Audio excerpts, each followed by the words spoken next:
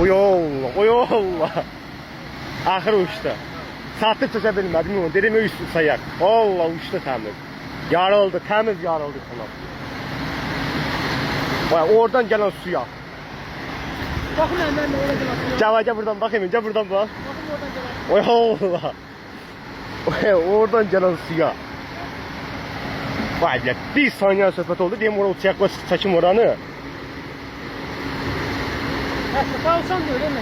Ha, yarayacaq. Mesela son Quran yönünə qədər yarayacaq. Ha. Yəni çox su var. Bu ağacı bana yatırıb soxur. Onu saxlayandı güya. Hay saxladı hay.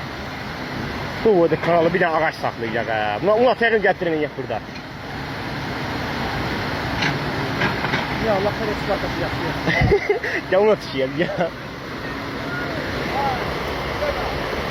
Abala eləmə olsa onu saxlayan böyle. Su olacaq değil mi? Necələrsən? Gel kanalına bakın su azalıb indi. Ya biraz azaldı. Ona bak.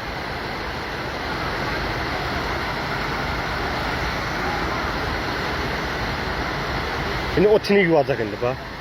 O tin yoksa yakında.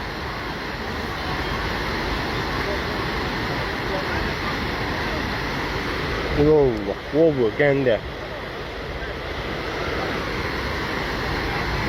Böyle uçtu yine. Röşen uça geldi bir uçta oradan. Bırakı o ay uça yakında. Bak bu dakikalar eləyəcək o da.